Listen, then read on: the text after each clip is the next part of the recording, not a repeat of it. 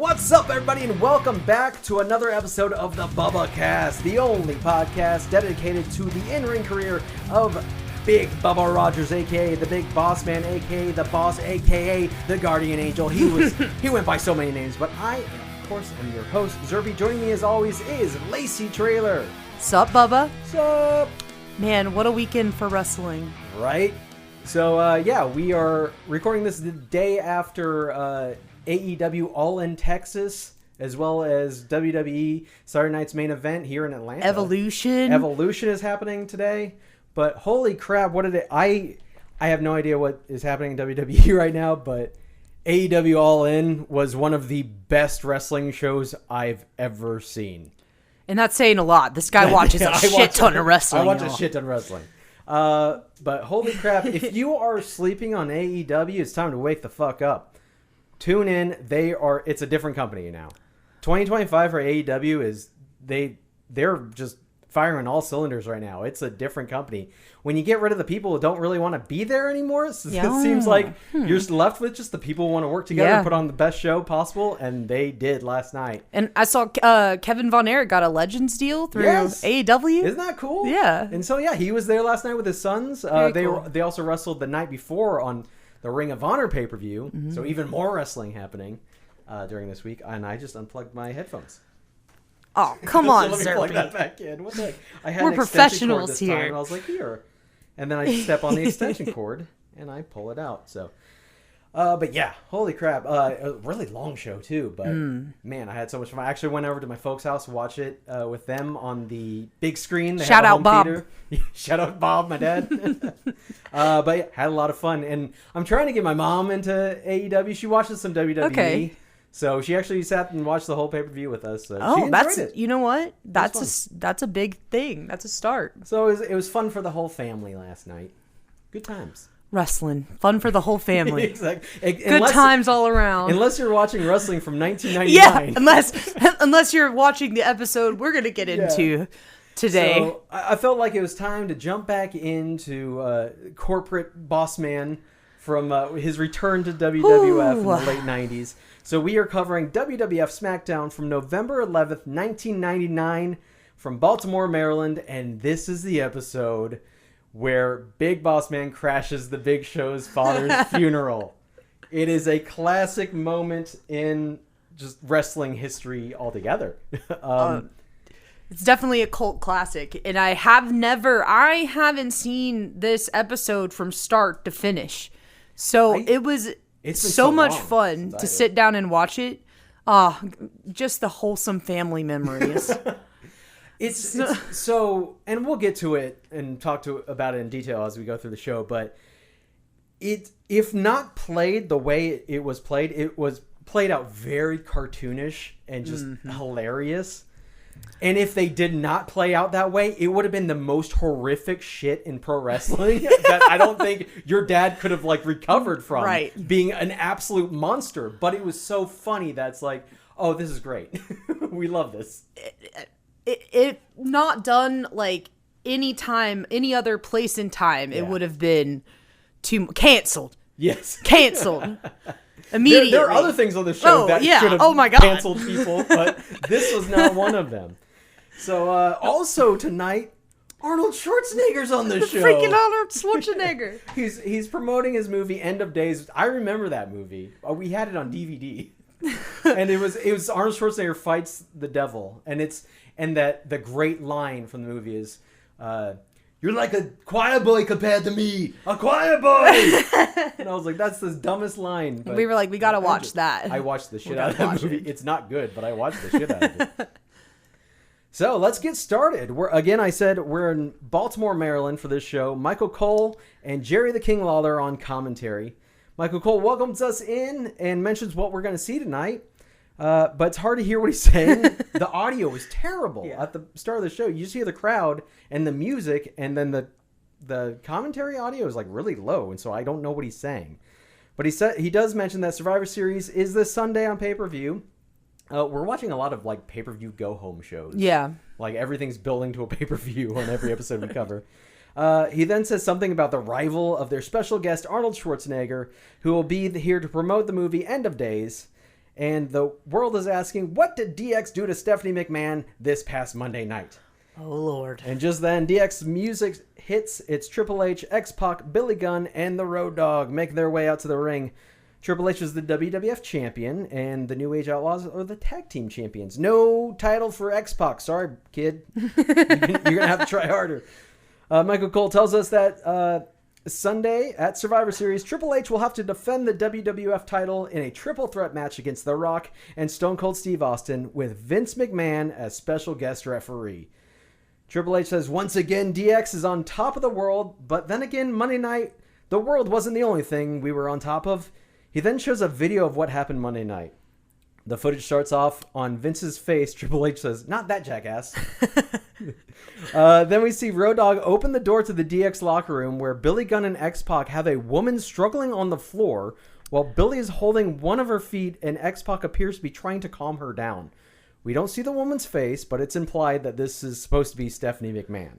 Mm-hmm. The video then cuts to Vince, Shane, and Test running around backstage looking for the DX locker room. Vince runs into the room, but nobody's there. So back out to the ring, DX mocks Vince calling out for Stephanie. Oh, Stephanie! Road Dogg pulls a woman's red dress from behind his tag belt he's wearing around his waist. And X-Pac says, I think we have to check that thing for DNA. Yeah, maybe there's stains on it. So gross. Everything about this is just gross. In so many ways. Yes. And I can't remember which episode that we covered where, I'm pretty sure we covered it on this podcast, where they go through the drive-through chapel. Well, we covered and get an married, that right? After this. Right. Yeah, after that. Covered an episode that happened after this. So it's on that storyline where it's very... So this is earlier on where they think like Stephanie's not on their side, but then it turns out Stephanie was working with Triple H and DX this whole time. So, and then they imply that it's a blow-up doll. I'm guessing, right? Wasn't it even a person? Adam and I were like, we can't... I should have rewound it to go back and look, but... Well, he does say... So here, Triple H says, the truth of the matter is that Stephanie McMahon wasn't actually wearing that dress. He explains that it was some drama student from Penn State University and then proceeds to slut-shame her, even though the video clearly shows they're the ones being the sluts. Yeah, she's being sexually assaulted on the video. So, like, it's one thing to play it as, no, she was in on it and everything, and, like, we put this together. No, she's fine. She's a friend of ours and everything. But no, it was more of, we got some other woman that we sexually assaulted, and it wasn't Stephanie. It's like, as if that's supposed to make it okay. That doesn't make it better. That's also terrible. And y'all are the sluts. Yeah. So, y'all are the sluts. Again, guys, we are visiting old wrestling, and I'm glad it's not this anymore. Yeah. God damn. And of course, we have Jerry the King Lawler on commentary this whole time, who's horny as hell, and we'll hear a lot more from that. But this is just the horny era of wrestling. And look, I was a teenage boy when this aired. Everybody was just so horny. So, like, I know what they were trying to do.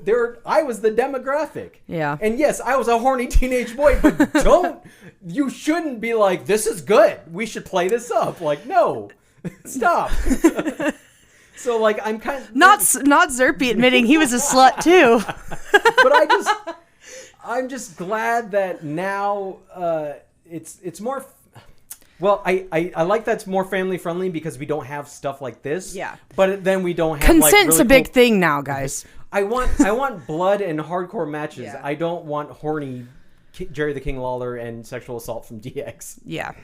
So kind of helps, I guess, when Vince's little weird kink ancestral mind is out of the picture. Am I allowed to say that, guys?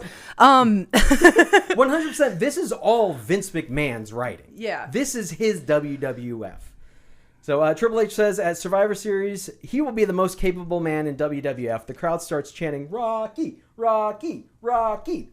He continues, there have been a lot of mistakes, and he is one of them, referring to The Rock.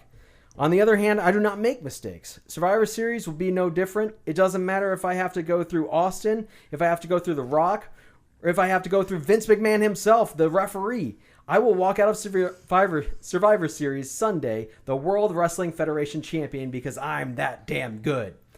Now, Vince, you have seen what we are all capable of. You like to come out here and get in DX's face every week. You want to stand face to face with the game Triple H. You want to get in our way?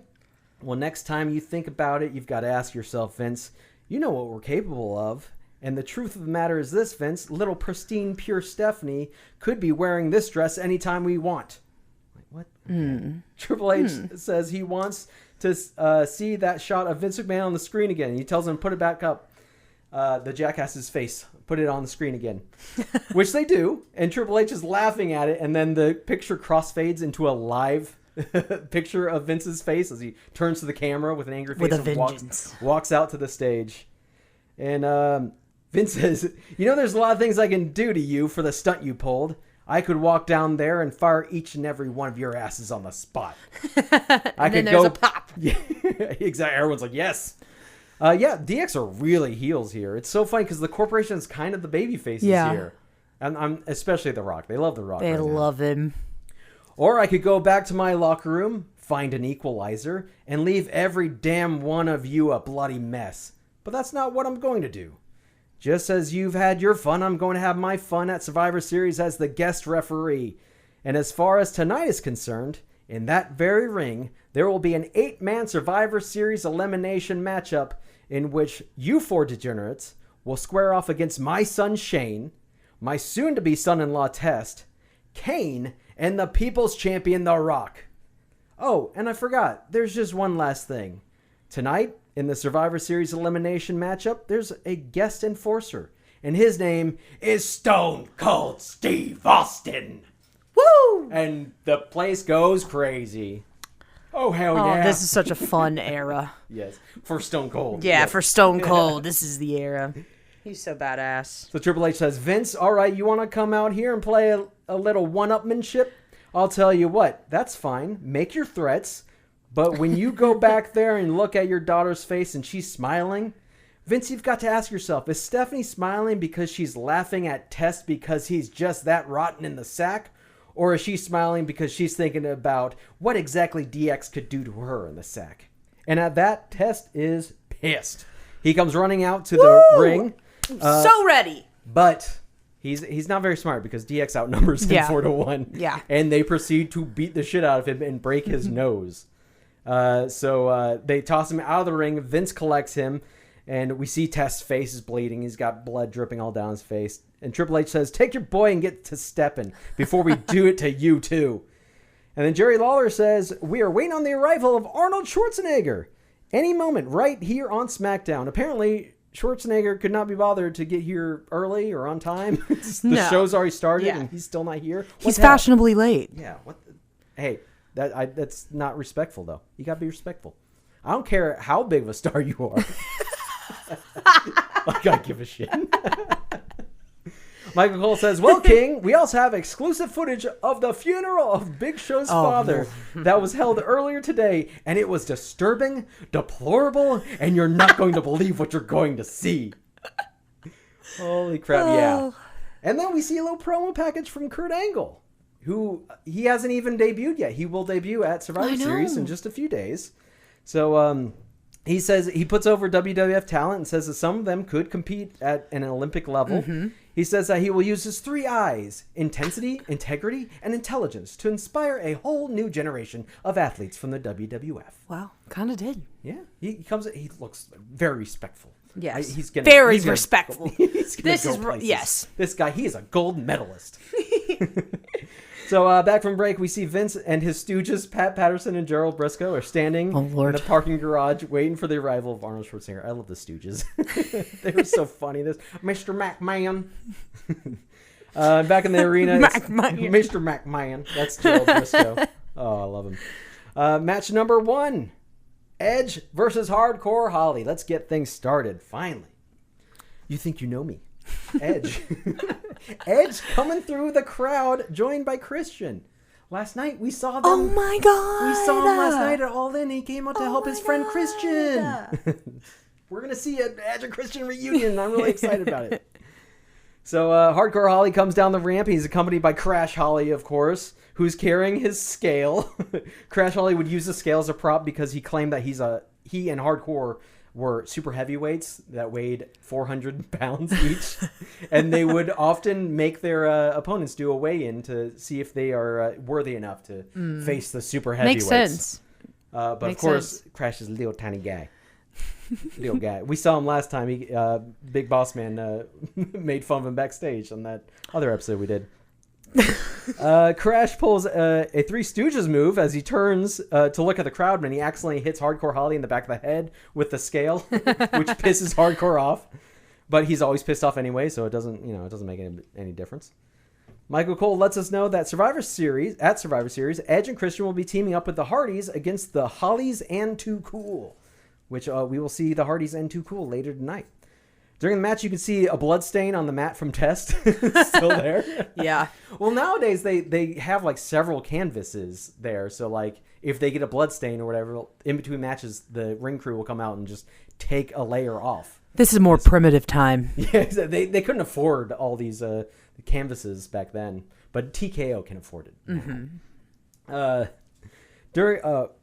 It's a back-and-forth match. Hardcore Holly climbs to the top turnbuckle, jumps off doing a flying nothing to catch Edge's boot to the face. No idea what the hell it was supposed to be. He just jumped off the top rope face first onto Edge's boot. It doesn't make it... Edge just lifted his leg up and was like, Here you go. Crash Holly gets up on the apron and Edge punches him and turns around and hits a fisherman suplex on Hardcore Holly, but only gets a 2 count. Edge hits a tornado DDT from the corner and covers for the pin, but only gets a 2 count again. Hardcore Holly Irish whips Edge off the ropes and then catches him with a fantastic looking dropkick. Holy crap! I'm not usually a fan of Hardcore Holly or any version of Bob Holly, but like, damn, he's got a great dropkick. I will give him that. But that dude is just always pissed off. Like, what's your deal, dude? Calm down. Yeah, chill out, man. Take a chill pill. So Hardcore Holly once again climbs to the top turnbuckle, but this time Edge jumps to his feet and hits the ropes, so Hardcore Holly crotches himself on the top turnbuckle. Oh! Classic move. Edge climbs up and hits a superplex and rolls Hardcore Holly into a pin, but Holly adjusts it and gets his shoulders off the mat, and Edge's shoulders are on the mat, and he gets the pin. Nice, smart move by Hardcore Holly. Ding, ding, ding, ding. So there we go. That's it for the first match. Back out to the parking garage. Vince and the Stooges. With Vince and the Stooges, as Arnold Schwarzenegger's limo pulls up, and they welcome him. Arnold steps out of the limo and tells them he's so excited to be there. They are so excited. He shakes Briscoe's hand and gives Vince a big hug. Pat Patterson is just standing there and finally asks Arnold, "Are you going to shake my hand?" Which he does. Vince rolls his eyes and says, "Don't embarrass me." Is that a gay joke? Oh, just kidding. Is that a ring boy joke? Allegedly. Okay. Once again, we see some footage from Big Show's dad's funeral as Big Show and his family arrive. Big Show helps his mother out of the limo and he comforts her. Michael Cole reminds us that they will be showing the funeral footage later on. Jerry Lawler describes it as unbelievable, horrific, horrendous, awful. Anyway, look, it ain't my dad's fault that he's a dirty bastard. And his mom is a hoe. Yeah. Like, he even gets his mom into it. It's so funny. I've got some questions about it later. So it's because where does this lead to? Anyway, it's time to hop aboard the Ho train. Choo choo. So match number 2 is The Godfather and D'Lo Brown versus the Dudley Boys. So the Godfather makes his way out with 5 hoes in tow. Jerry Lawler says, "I hear this Sunday the Godfather is going to pull out his finest A1 quality hose for Survivor Series." How thoughtful of him. Yeah, that's nice. I'm glad you have your A1 quality hose. Now, in all seriousness, every city they were in, they would just go to a local strip club and just hire like 5 strippers. In 2025, we call them baddies. Yeah. Godfather has a mic and he does his usual spiel. "It's time once again for everybody to come aboard the Ho train. Hey, I know I ain't the only one. Is there any pimps in this house? To all y'all who don't know that the Godfather be pimping hoes nationwide, man, I want you to roll a fatty for this pimp daddy. Light that sticky green up and say..." And then the whole crowd goes, a pop. "Pimpin' ain't easy." And then, so everyone knows their part. And then D'Lo Brown comes out, and he makes his way out to the ring bobbling his head all over the place. That's what he does. It's so amazing watching him do it, though, because like no one else can do that. That's just a weird talent that he has, just bobbling his head like crazy. And I remember they'd make him do it in the video games. It was really funny. He's a bobblehead. He's a bobblehead. Oh, if they don't have tell me, they must have had a D'Lo Brown bobblehead. Surely. Several. The like one for every version of like generation of D'Lo Brown. Yeah.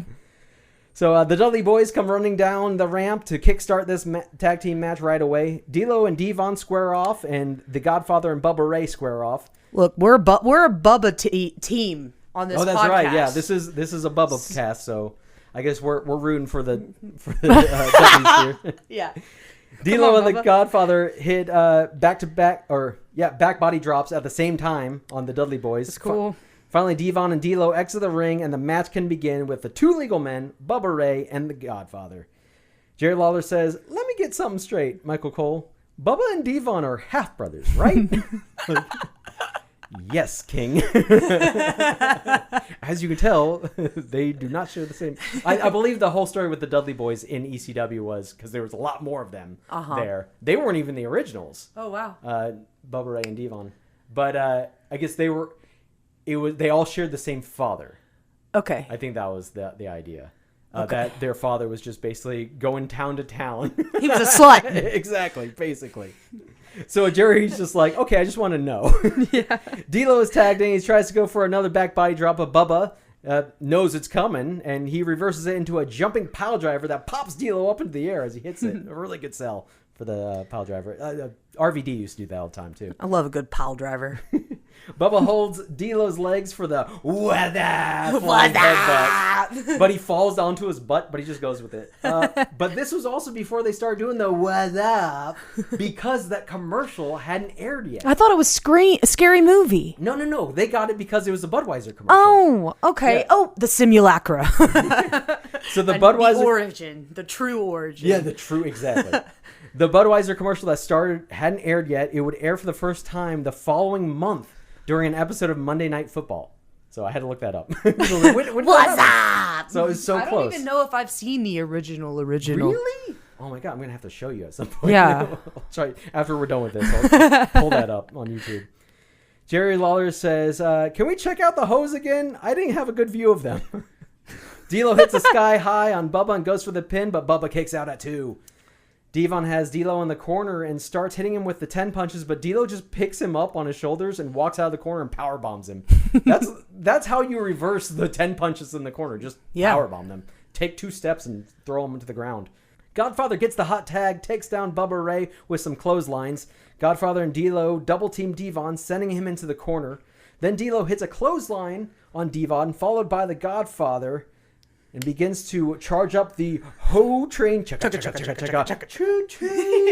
All aboard. But before he can get to Devon, Bubba Ray comes back up to his feet and derails the Ho train, hitting what would later be known as the pounce. Like, God, who does that? Keith Lee does that, and also I think Willow Nightingale does that. The pounce, where they just come flying at you and they send you flying with kind of like a football block or something. It looks cool.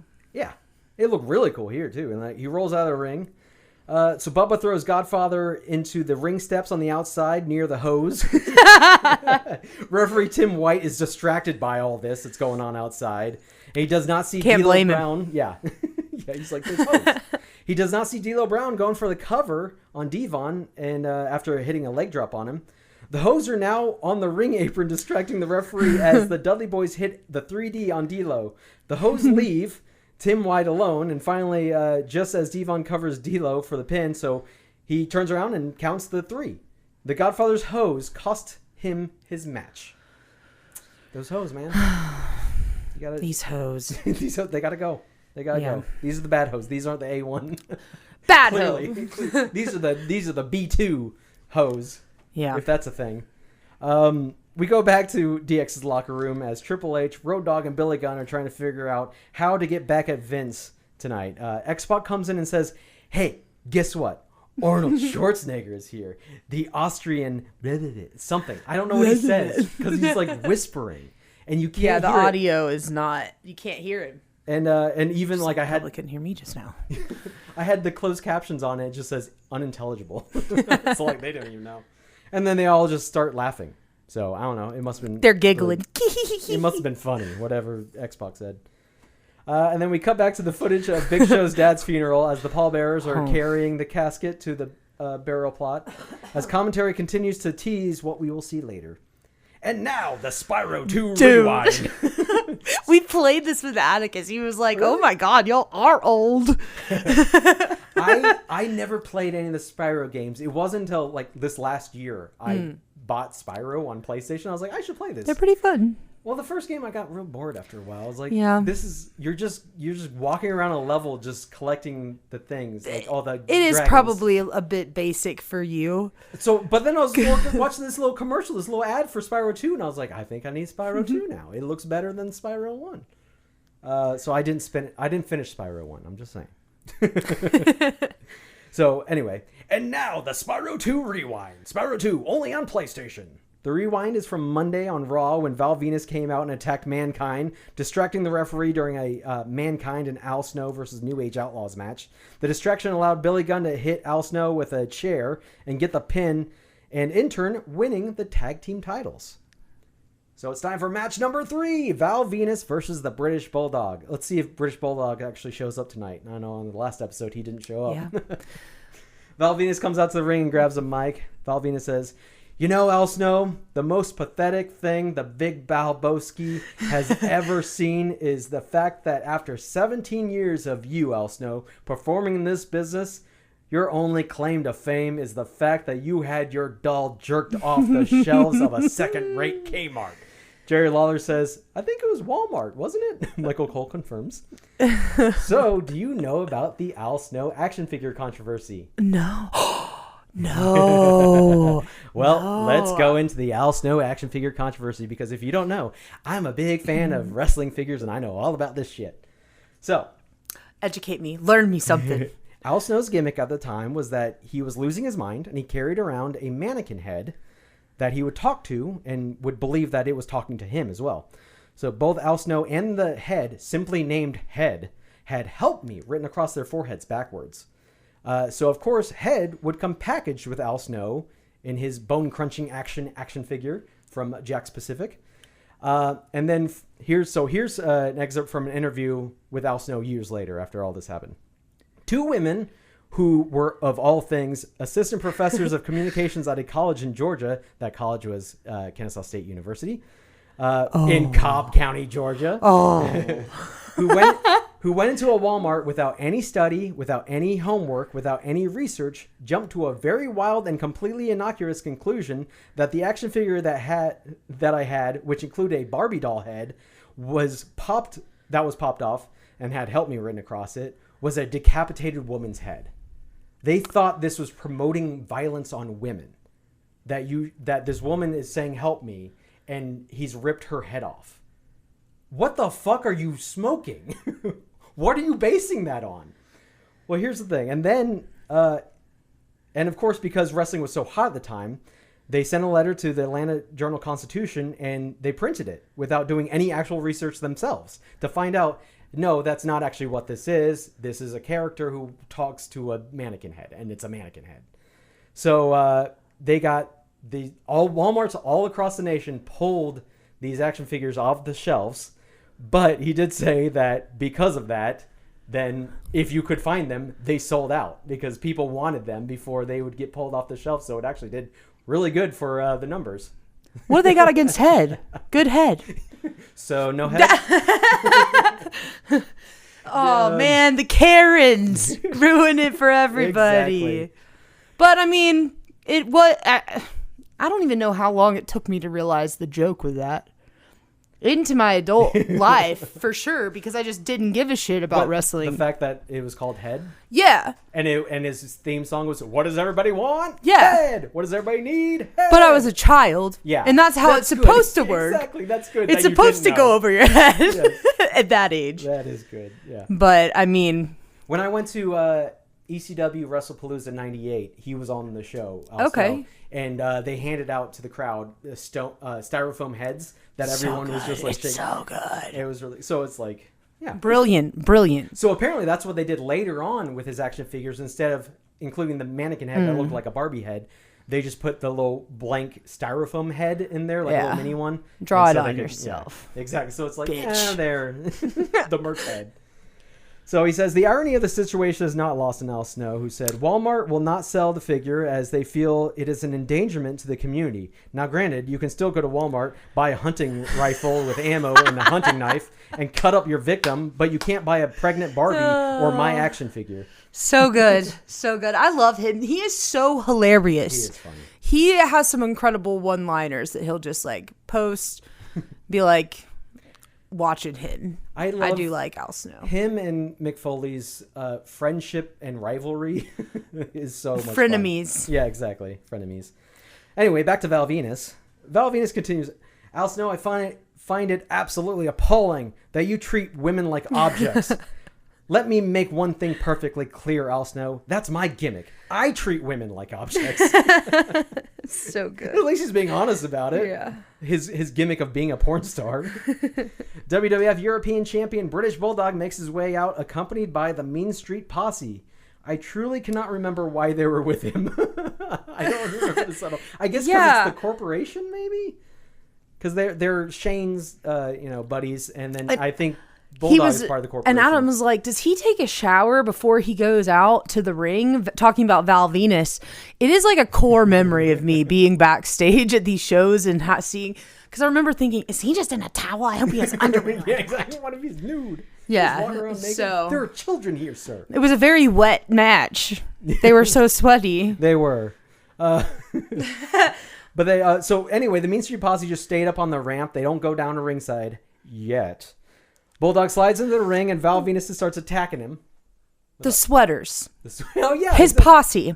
Is that just what they thought? Oh, yeah, we'll really sell this. These are British guys. This is what... not British. Okay, because I'm like, what is the deal with the posse here in this? They're supposed to be rich kids from Greenwich, Connecticut. Okay, that fits. Yeah. Okay, that makes sense. They're Shane McMahon's friends. They're all from like the rich neighborhood in Connecticut where the McMahons are from. Okay. So he's like, this is my posse, and like they're tough guys, but they're not. They're just like rich, spoiled brats. That makes sense. But they could wrestle for some. So they actually are trained wrestlers. So Bulldog slides in the ring, and Val Venus starts attacking him. Eventually, Bulldog throws Val Venus out of the ring, and that's when the Mean Street Posse run down to ringside and start stomping out clobbering while Bulldog distracts the ref and throws him back into the ring. But then they all just enter the ring and push the ref out of the way and continue to beat down Val Venus. Then Steve Blackman, Gangrel, and Mark Henry run down. I was losing my mind. Steve Blackman. Yeah, that's my guy. Favorite. I love him. I love this guy. Did you see I know. He's still fine as hell, too. Chris Van Vliet, yeah. Yeah. So, anyway. So they run out to even the odds. Jerry Lawler starts yelling, sexual chocolate, sexual chocolate. that's Mark Henry's name, his nickname here. These two teams will be facing off at Survivor Series match this Sunday. But this match obviously gets thrown out because of the interference. We go backstage and we see Arnold Schwarzenegger, who runs into The Rock. Oh, the biggest Hollywood stars now. The Rock says he can't wait to see Arnold's new film, End of Days, and he's seen all of Arnold's films. The Rock says, as a matter of fact, on Sunday, for that jabroni Triple H, it might be the end of days for him. Arnold says, I smell what you're cooking. There's a lot of jabronis in Hollywood. Hasta la vista, baby. This is a terrible impression. I'm sorry. Yeah. But I'm just hasta la vista, baby. He's a Latino Arnold. Yeah, exactly. I don't know what that was. I apologize to everybody of every nationality that I just offended. But yeah, it's every interaction with Arnold Schwarzenegger here is just so like unnatural. It's just, and he's just like, let me get in all my phrases and catchphrases, and then he says stuff that just doesn't make sense most of the time. We see later when he talks to Stone Cold, it's like he says something that makes no sense whatsoever. Actually, Stone Cold says something that doesn't make any sense. But anyway, now it's finally time to see the footage from Big Show's dad's funeral.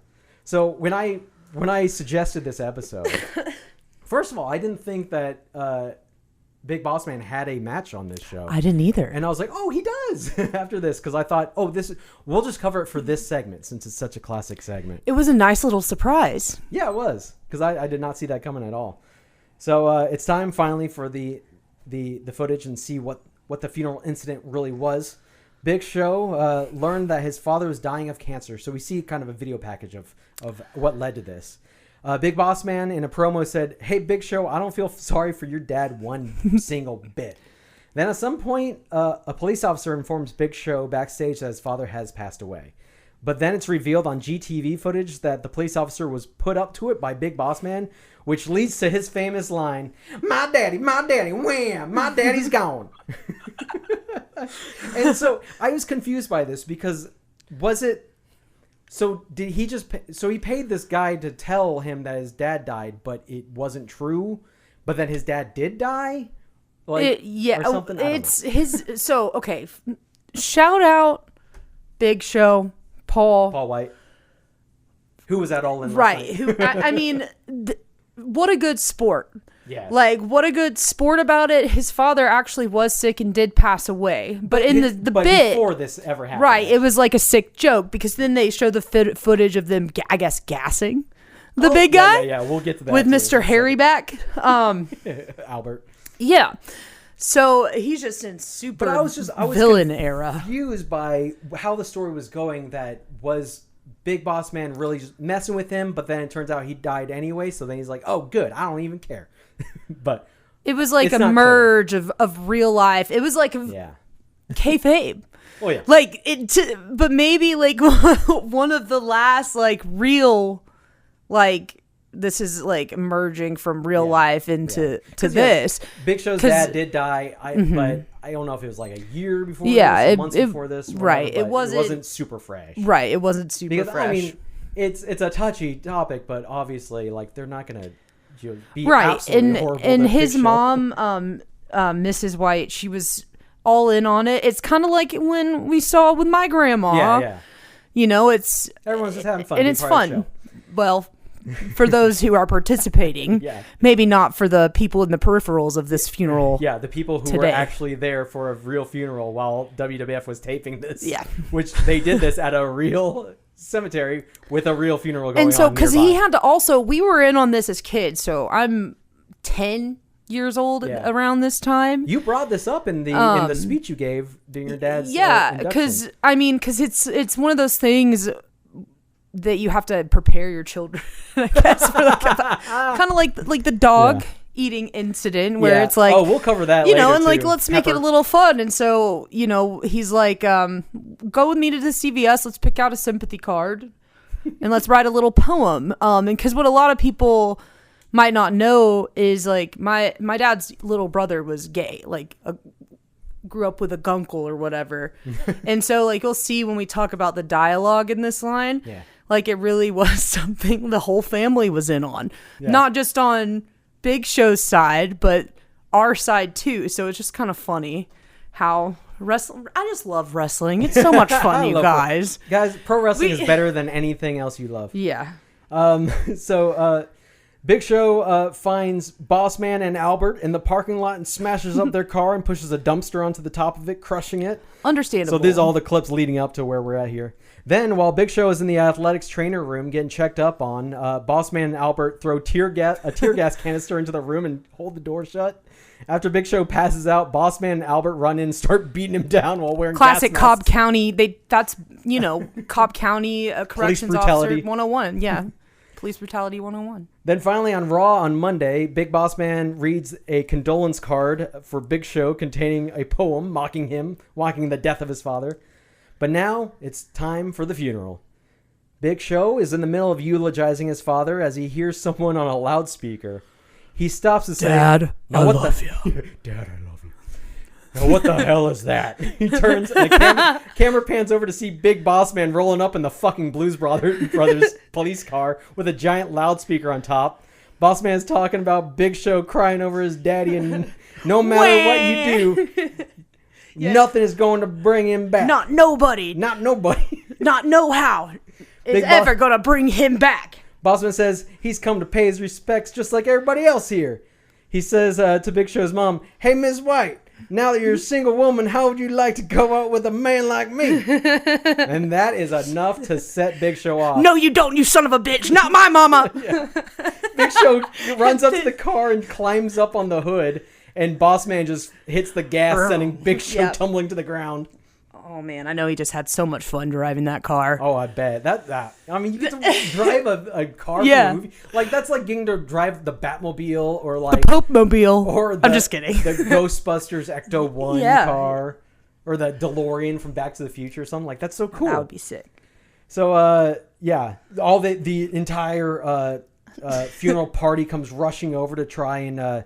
help Big Show off the ground, and as they're doing that, Boss Man parks the car next to the casket, attaches a chain from the casket to the bumper, and says, "Daddy always wanted to be a drag queen, Big Show. I want to make him a drag queen right here, right now."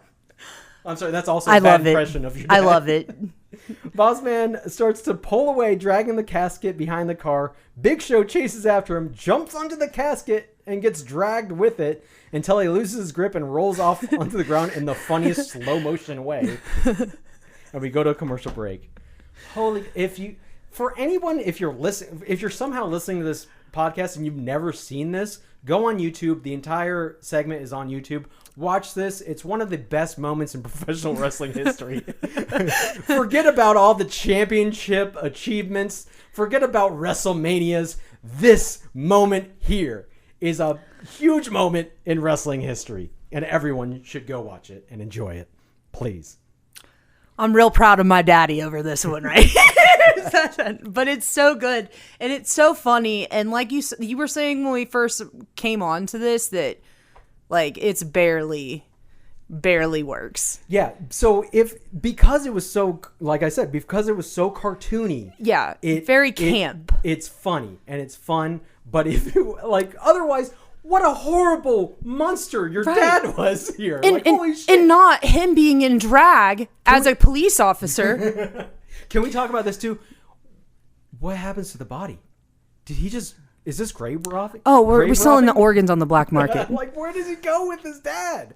Yeah. And I don't know. I can't remember. It's been so long. I don't know if they follow up with it on Survivor Series or the next week on Raw. Yeah, I don't know either. Like, what's the end of that? You have to tell me what happens. He doesn't just leave with somebody's dad's dead body, and then we don't follow up. But it is WWF, so who knows? Yeah. There's you don't need to know that.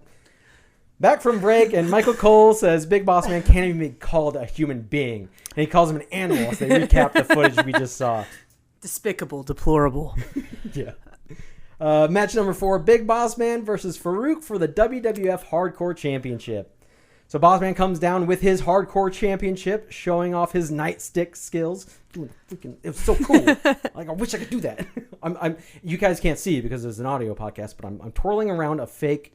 He's really good at it too. Look at it; it's awesome. Wow. Boss Man comes down with the Hardcore Championship, of course, showing off his skills with the nightstick. And I just gotta say, best shape he's been on. He looks lean good. And mean, dude's been working out. I'm like, holy shit, Boss Man. So he grabs the mic. He says, "You people have to excuse me for being a little late. As you can see, I was at a funeral that I felt obligated to attend." Asshole. Shut up! Yeah, go ahead. Finish up, please. Shut up! I mean, what? Oh my God, during this one. Oh, see, Big Show. I mean, Big Freak Show. Good one. Good one. It doesn't matter what partners you get at Survivor Series. Your chances of beating me are about as stiff as your daddy. And Farouk's music hits. Farouk comes out with a mic. Farouk says, "Damn." No, he says, "Damn. Boss Man, you think what you did at Big Show's father's funeral was mean, nasty, and cruel? Nah, let me tell you what's mean, nasty, and cruel, brother, is when I take that hardcore belt tonight and shove it up your ass." Farouk slides in the ring, and Boss Man tries to attack him with a nightstick, but gets double-legged, and Farouk starts laying in the punches. Farouk hits him with a low blow and shoves him out of the ring. And the crowd is loving it. This is legal, because it is a hardcore match. Mm-hmm. Farouk sends Boss Man headfirst into the announce table, and then into the exposed barricade ringside. Farouk grabs a steel chair and jumps off the announce table, hitting Boss Man with it in the face. And he goes for a pin, but only gets a 2 count. Farouk hits him with the ring steps and goes for another cover, but still only gets 2. He's a tough motherfucker. Farouk tries driving the steps into Boss Man, but Boss Man blocks it with his boot and then pushes him over. he's like, whoa, with the stairs. And just just pushes him over, falls over, and with the stairs nearly hitting him in the head. Then Lawler asks if we can get Stone Cold out here to be special enforcer for this match as well. He don't want no smoke. Yeah, he don't want the smoke. Farouk wraps some electrical cables around Boss Man's neck and loops it over the top turnbuckle, trying to hang him. Prince Albert comes running out to the ring and attacks Farouk and sprays mace in his eyes. Thanks, Albert. Prince Albert. Get it? Because it's a penis piercing joke. Oh, really? Did you know that? Prince Albert? I knew that, but I didn't know that. That was his whole character was that he was a piercer. Oh. And he used to come out with a piercing kit. He used to come out with a piercing kit, and just like Beefcake, Brutus the Barber Beefcake used to try and cut their hair after a match. He used to try and pierce them after a match. Oh. And his name was Penis Piercing, basically. Prince Albert. Oh. Okay. And he's got a new action figure out, and I'm trying to find it. Yeah. It's one of the Walmart exclusives, and my Walmart doesn't have it yet. I wonder if it's got real hair on it. Yeah. Nasty hairy back. What was his name his name in Japan was Giant Bernard. Is that what they call it over there? I don't know. I don't know. And I think his finisher move was the Baldo Bomb. But I don't know. I'm trying to imagine how it goes. I do like it though. I like Prince Albert. He still works there. Awesome. He trains new wrestlers at the Performance Center. That's amazing. For WWE. Shout out Prince Albert. Exactly. We love Prince Alberts on this podcast. Okay, I guess we do. Moving along.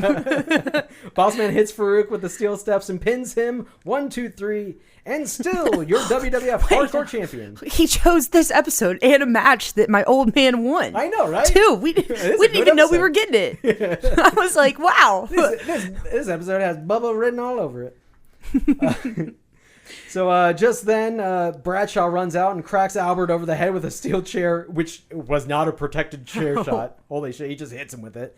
Bossman runs away, and Bradshaw chases after him, but then turns around and comes back and hits Albert again with the chair. He needs to mind his own goddamn business. Which one, Albert or Bradshaw? Bradshaw. Both. Wait, never mind. They were double teaming his taxi partner. Not me being a hypocrite. From the APA. Hey, and Lacey, what does the APA stand for again? Ass Pounding Association. Forever now that's what it's known as far as I'm concerned. Backstage, Kevin Kelly is standing by with the Intercontinental Champion Chyna and Miss Kitty, who is dressed exactly like Chyna. Kevin says, Chyna, Chris Jericho wants to become the Intercontinental Champion and will have his opportunity this Sunday at Survivor Series. But it seems as if the issue between you and Jericho has just gotten very personal. Chyna says, it boils down to envy. Miss Kitty says, like penis envy? The mushroom? I'm just kidding. Chyna's like rolling her eyes like, no, you fucking idiot. Miss Kitty says, we all know he has that, and pushes her fingers together to make it a little tiny. Chyna says, it's vagina. No, it's vagina envy. Kevin Kelly just goes, vagina?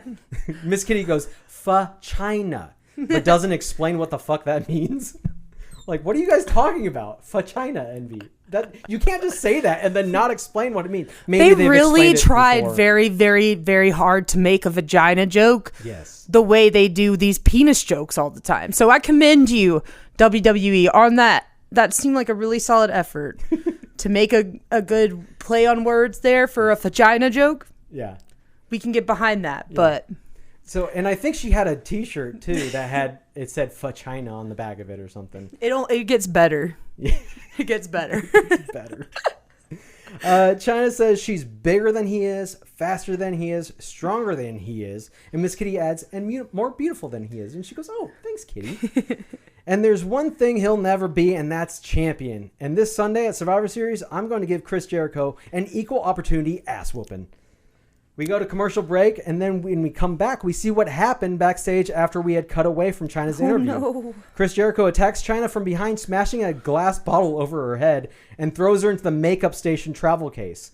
Jericho then slides her down the tables like we saw in your dad's hardcore match with Steve Blackman. I always love that spot. We just like an old western. Clobbering the shit out of Chyna. Toss some tampons on her, pads. Dumps like a box of pads and tampons on her. And he starts beating her with a blow dryer, a hair dryer, and says, "Why don't you try your hair?" Yeah. So paramedics are helping Chyna up after this attack and saying that she'll need stitches. And like a badass, she simply says, "He doesn't know what he started." And I'm like, "Fuck yeah, Chyna, get him!" I fucking love Chyna from this era. His ass. I love that she was just like, "No, I'm not going to compete in the women's division. I'm going to compete against the men." And she was the IC champ. That's fucking cool as shit. So Jericho now comes out to the stage to cut a promo. He says he's sorry he had to do what he just did to Chyna and that it hurt him more than it hurt her. King says, "You're not bleeding." Jericho says he had to stop Chyna's mocking of the sport and mocking of him by her simply competing in the men's division. Jericho goes on to say that Chyna is nothing but a PR tool for the WWF to inspire women and children and idiots across the nation. He says he'll give Chyna the chance to hand the title over to him on Sunday or else he will be forced to end her career. And then Jericho goes, "As a man, I'm better than you." And then he pauses, and I thought he was going to do MJF's thing, and you know it. But he says, "I'm better than you, I'm smarter than you, I'm sexier than you, and everyone here knows it." So he does kind of do his MJF's hair. thing. It does look really good. I do like when he used to have the top ponytail. In the athletic trainer's room, we see Test getting his nose patched up. Shane says he can't wrestle tonight, meaning Test. But Test insists. Kane and The Rock are also there, and The Rock says it doesn't matter. What matters is that we lay the SmackDown on their candy asses. So it looks like they are down one man for the main event. But it's time for match number 5. Brian Christopher, or Grandmaster Sexay, versus Jeff Hardy. So Too Cool, Grandmaster Sexay, and Scotty 2 Hotty come dancing down to the ring. Shout out Scotty 2 Hotty! They must have just started doing this new gimmick because they're using the new names, but Michael Cole still seems confused by the names, and the nameplate still says Brian Christopher. So tonight's SmackDown is brought to you by the new Crispy M&Ms and WWF The Music Volume 4, now available at all Circuit City locations. Oh my god. First of all, I miss Circuit City. Yeah. Second of all, fucking WWF The Music Volume 4 was awesome. I had that shit. I had Volume 3 and Volume 4. Those were the best. Those was were a good one. Attitude Era ones. God, what else? It had Triple H's theme on this one, on Volume 4. There's the My Time theme, which I loved. That was his best theme, I think. Even though I love Motorhead, My Time was a cool theme. I really liked it. Anyway. What do you guys think? Tell us in the comments. Let us know. The Hardys come out accompanied by Terry Reynolds. Woo! Shout out Terry. Terry just sent me. She sent me a pair of shoes. Really? Yeah. Just last week, she was like, "I really liked these shoes. I'm gonna send them to you." Oh, that's sweet. So thanks for the shoes, Terry. Terry is posing in the corner, and Grandmaster Sexy pushes Scotty 2 Hotty into Terry's back because he's a jerk. But Scotty looks genuinely apologetic about it. He's like, "I'm so sorry." Yeah. Because Scotty's like the sweet one. He's such a good man. Yeah. And Grandmaster Sexay is a Lawler. So. Oh, ew. It's Jerry Lawler's son. May he rest in peace. Know. He did pass away a few years ago. Rest in power. Yes. But anyway, I'm just gonna probably just call him Brian Christopher during this because I don't want to say Grandmaster Sexay every time we refer to him. BC. But anyway, this whole thing, him pushing Scotty into Terry, pisses off Jeff Hardy, and he begins the match by attacking Brian Christopher. King gets mad at Cole for calling him Brian Christopher instead of Grandmaster Sexay, but like I said, I don't care. I'm just gonna keep calling him that. Jeff hits a senton bomb from in the ring over the top rope to Brian Christopher on the outside. I was like, holy shit. I forgot how obsessed I was with the Hardy brothers in this era. They're still wrestling. I know. They're so good. And yeah, it's crazy. And especially when they were young here, this is when they were doing all their crazy stuff. Michael Cole reminds us that Sunday at Survivor Series, it will be the Hardys teaming up with Edge and Christian to take on Too Cool and the Hollies. King on commentary tells Michael Cole to behave himself when Arnold Schwarzenegger comes out later and don't go begging for an autograph. He's going to embarrass him. Brian Christopher is sitting on the top turnbuckle, grabbing Jeff's hair, but referee Teddy Long's back is turned, so Jeff hits Brian in the nuts and catches him with a Hurricane Rana from the top. Jeff goes for a cover, but only gets a 2 count. Jerry Lawler is asking where Terry is. Can we get another shot of her? Terry is actually on the apron now, arguing with Teddy Long as Jeff Hardy hits a flying crossbody to Grandmaster Sexay. I guess I did call him one more time. From the top rope and goes for the cover off this. But Teddy Long is still distracted by Terry. So Scotty runs in to drop an elbow on Jeff, but rolls out of the way and Scotty catches Brian instead. Jeff sends Scotty out of the ring, tries for a cover again, but Terry still has Teddy distracted. What the fuck are you doing, Terry? This is your boys. Yeah. You're distracting the ref when they're getting the pin. So please message Terry and let her know I'm disappointed in her for this one episode of SmackDown. Okay. Now Scotty is distracting Teddy, so Matt rolls in and sets up the assist for a little poetry in motion in the corner. Classic Hardy Boys move. But Brian moves out of the way, so Jeff lands on the second rope. So he still lands on the rope, though. Like, caught myself. And then just to be a badass, he does a moonsault and lands on his feet to get down. Good. So good. Brian Christopher pushes Matt into Jeff, then hits the stroke on Jeff Hardy and pins him. I didn't know he did the stroke. That was Jeff Jarrett's finisher. And here's your winner. Yep, I'll say it. Grandmaster Sexy. Brian Christopher. So backstage, we see Arnold Schwarzenegger again, and he's there to meet Stone Cold Steve Austin. Arnold says he's looking forward to see Stone Cold open a can of whoop ass at Survivor Series.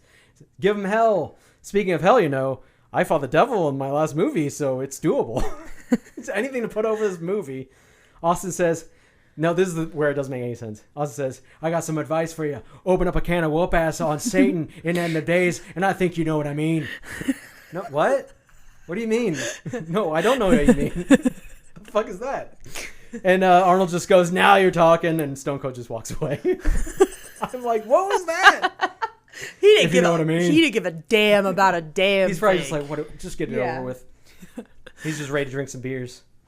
Vince McMahon comes out to the ring with a mic and a blue strap WWF Championship belt. They only used the blue strap belt for like one night after they introduced this version of the title when they retired the Winged Eagle. This was the title that they gave to Steve Austin when he won it from Shawn Michaels at WrestleMania. And then, like, the next week, it was the black strap. So they just had a blue strap for, like, one night. And I wonder if maybe they just had a replica. Did they just give, a replica? And they're like, we don't have it done yet, so just hold this replica for tonight. Okay. I guess. I don't know. But this was obviously a replica because he brings this out to present to Arnold Schwarzenegger. So Vince introduces Arnold Schwarzenegger, and Arnold walks down to the ring as DX watches on from their locker room, mocking him. Arnold gets in the ring, and right away on commentary, Jerry Lawler says, hey, can I get an autograph? The thing he was just warning Michael Cole about. Yeah. I love it. Really tied the bit together with exactly. that. I was like, that's really genius. Tied it together. That's pretty genius. Arnold Schwarzenegger comes out and says his old catchphrase when he was a bodybuilder, I'm here to pump you up. Vince says, Arnold, in recognition of your status as the undisputed heavyweight box office champion of the world, it is my pleasure on behalf of WWF fans all over the world to present you with this World Wrestling Federation Championship belt. Arnold says, thank you very much, Vince, for this great honor of receiving this belt. It is absolutely extraordinary. I want to thank all of the fans here for this unbelievable reception. It is fantastic and extraordinary to get this kind of welcome. It feels like Vince just told him to use as many adjectives as he possibly could in the promo. And then Arnold goes on to say, I'm sorry, go ahead. No, go ahead. No, you go ahead. And then Arnold says, and then to receive a belt like this, an award like this for my movie End of Days. It is unbelievable. The crowd starts chanting, Arnold, Arnold, Arnold. They love and then he says, I'm speech louse. Haha. He literally says speech louse. I don't know why he says it like that. And he goes, haha. It is great to be here in front of 500 million people that are seeing this right now. It is extraordinary. You, Vince, you are champion. He didn't say you are a champion. He just says you are champion. You built an empire. Congratulations and thank you very much. Thank you to all the fans, and go see The End of Days. Back in the DX locker room, Billy Gunn says, "Are you seeing this? They gave him a belt." Triple H says, "Who the hell did Schwarzenegger ever beat? I busted my ass my whole life for that jackass." So, no, he didn't beat anybody for a belt. I do think that's funny, though. Who the hell did he ever beat? We come back from commercial break, and DX are all backstage in the hallway waiting around a corner to jump Arnold Schwarzenegger as he walks by. This is fucking funny. Some random dude walks around the corner, and they start stomping him out. Triple H stops and says, "Wait, that's not even him. Who the hell is that?" And then they just start stomping him again and then walk away. And it's time for the next match. It's time for the women's division. Ivory is coming out here to face Tori for the WWF Women's World Championship. It was a good match. I enjoyed it. Well, this is great because Ivory and Tori and Luna and Deborah, well, not Deborah. Well, she comes out, but I'm saying what I'm getting at is that these women were like trained wrestlers. Right. Ivory was part of the original Glow Okay. that the Netflix show Glow was based on. Tori also did a lot of indie wrestling and everything. Like, they were legit wrestlers. It wasn't like Sable and Deborah where they're just pretty faces where they're like, "We'll teach you to do some moves and get in there and do something." But like, they were legit wrestlers, so it was really cool seeing them. Ivory comes out, she gets on the mic and she says, and again, she's the women's champion, "Ivory's in the mood for a little title fight tonight. So what do you say, Tori? If you can pull yourself out from under that big red boyfriend of yours for a minute, and how about a little tango? I hear she's into smoked sausage." And then Tori's running down to the ring as soon as she's dropping that line, and it lines up so far. They're so on. I love, too, that she's referring to her big red boyfriend is Kane. Right. So smoked sausage just means burnt dick. So yeah, Tori comes running down to the ring and just jumps on Ivory. But then Deborah comes walking out down the ramp just as King starts yelling, "Puppies, yahoo!" Deborah is then followed by Luna and Jacqueline. Yeah, Jacqueline. She's a trained wrestler. And then, of course, Mae Young and Moolah. They were also trained. Yep.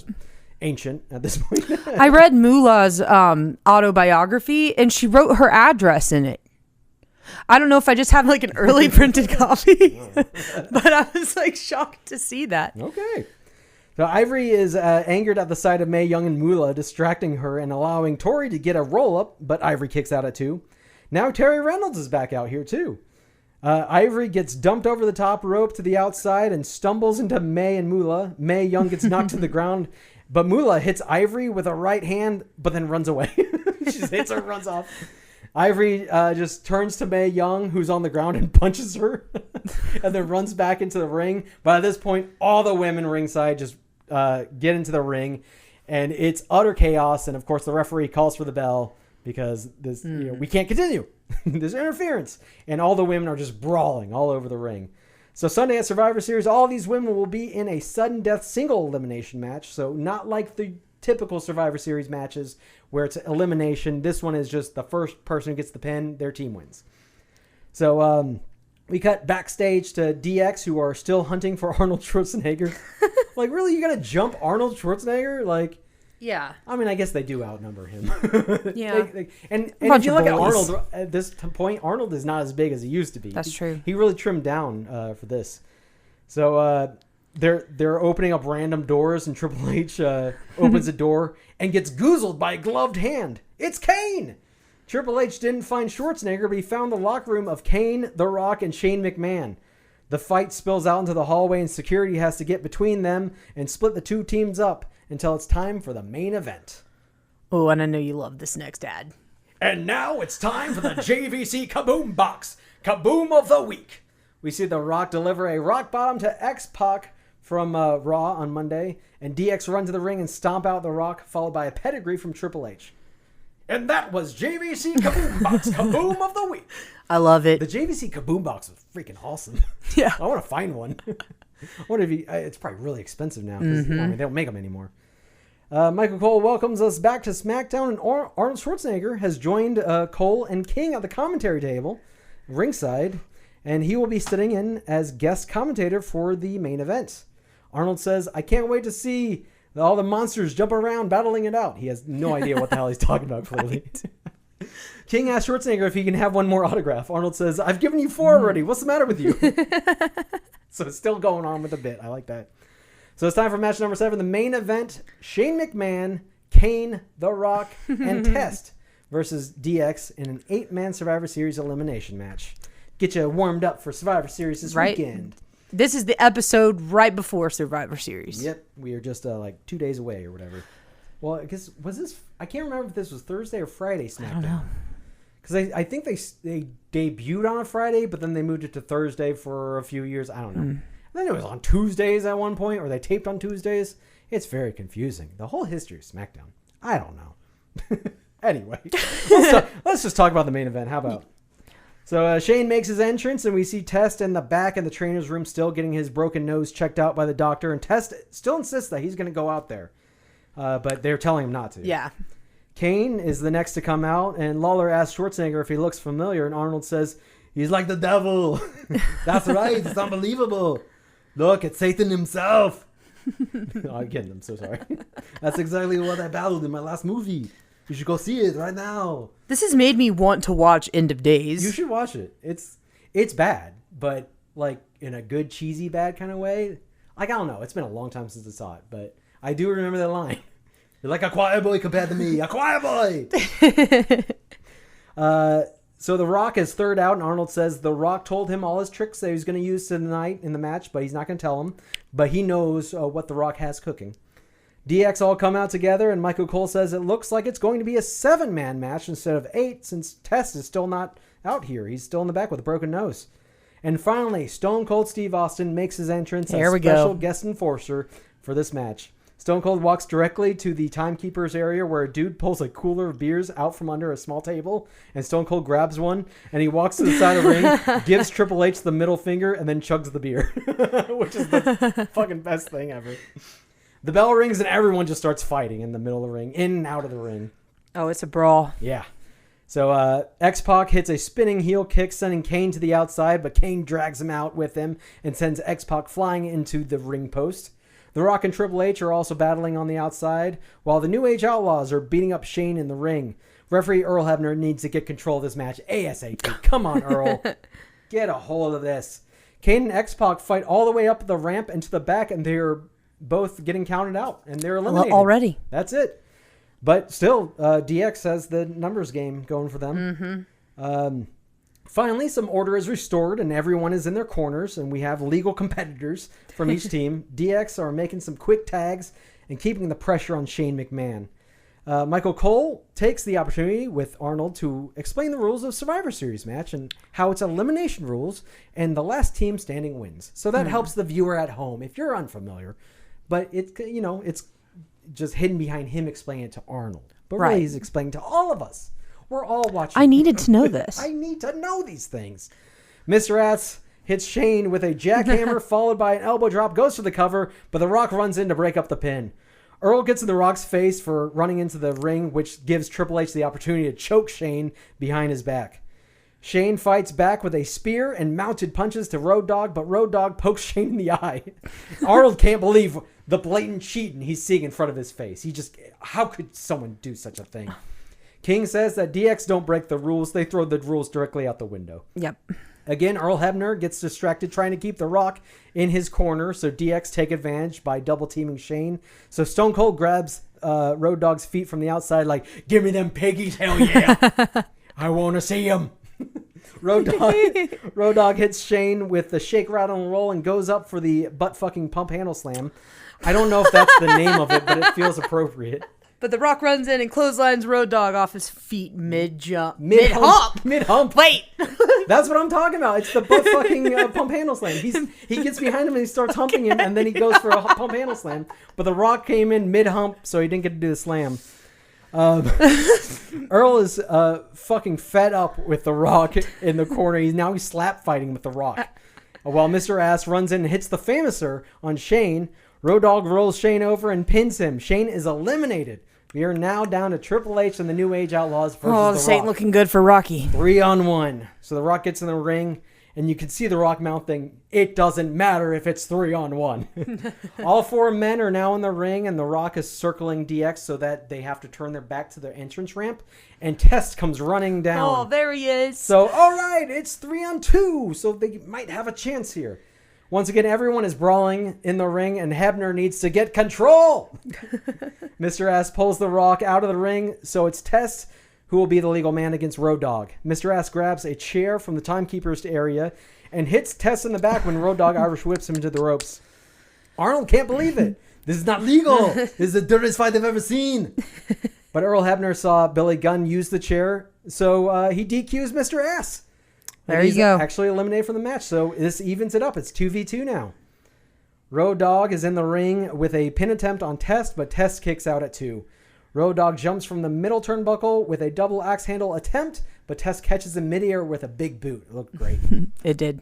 Both men are down, and Test slowly crawls to the corner so Rock can get the hot tag. The Rock is tagged in, and he takes down both Road Dogg and Triple H with strikes back and forth.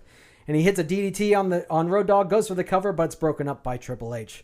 The Rock uses his signature punches where he spits in his hand and knocks Triple H over the top rope to the outside. Turns around, hits Road Dogg with the rock bottom, and pins him. I wonder where he learned that move. Where did he learn that move?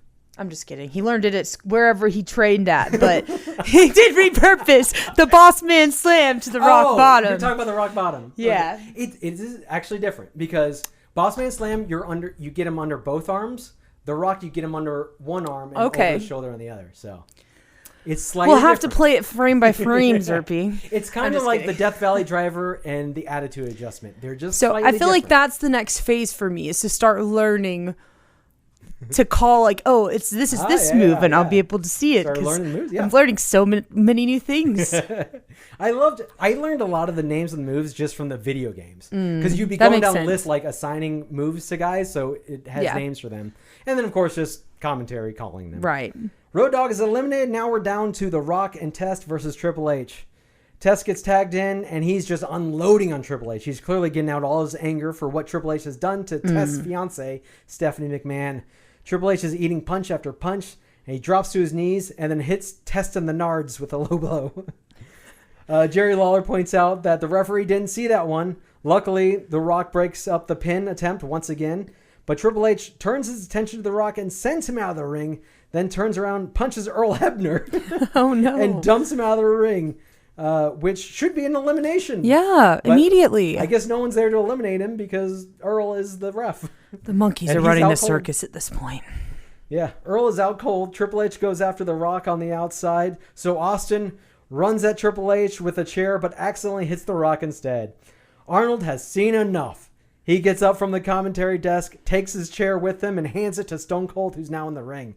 Austin uses the chair to crack Triple H over the head. Test covers Triple H, and Austin counts the pin as the special enforcer. There's our special enforcer. Here are your winners, the team of Test, Shane McMahon, Kane, and The Rock. It's an upset. Yeah. They fought back from a deficit. Arnold is back on commentary and says, I had to do it. These guys were using the chairs all the time, going from behind. He couldn't even see. He was hitting him on the back, hitting him on the head, hitting him in the front. How much hitting can anyone take? What are you talking about? He hit him with the chair one time. What the fuck? He's watching a different match in his head. Just then Triple H comes over to Schwarzenegger and he takes a swing at him, but Schwarzenegger ducks and hits Triple H with a backhand and then continues to punch him, hammer away at him on the ground. Austin comes over and raises Schwarzenegger's hand as if he won the match. Yeah. And then he hits Triple H one time too.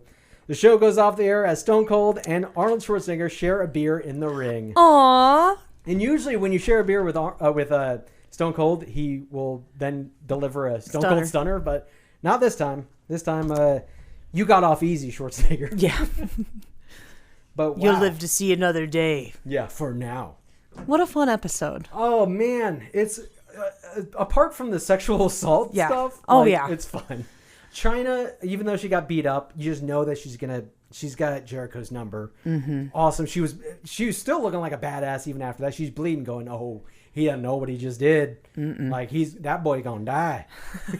And then, of course, just the funniest segment ever of Big Boss. And not to mention I guess I think it's later on, is his whole thing with Al Snow and Pepper. I was going to ask you, which came first, the chicken or the egg? There we go. I unplugged my headphones again. Zerpie, we are professionals. I'm sorry, everybody. But oh man. But yeah, those two situations combined, and I think this came first, the funeral. Yeah. But those two situations combined, just yeah, no, you're right. Paint Big Boss Man in such a light that's like, it should be horrific, but it's just hilarious, and I love it, and we should celebrate it. So we will eventually get to that storyline, but I don't even know what happened at Survivor Series. I don't know who won. We'll have to do our research. You got to imagine Big Show gets he's gonna get his lick.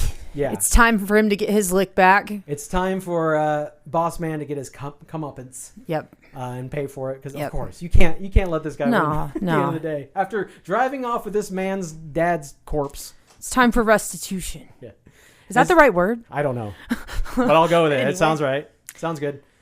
But that's it for this episode of the Bubba Cast. Please let us know what else you want us to cover. Any in particular show? What's next? You like? But yeah, it was kind of a slog to watch this one. Yeah, he can see me over here. I'm getting a little bit of the ADHD ready to. Oh yeah, me too. Anyway. Well, thank you for listening, guys. Give us a follow over on socials, the BubbaCast, at Zerpie_MD and at Lacy Abilene. Thank you. We'll see you next time. Goodbye. Later.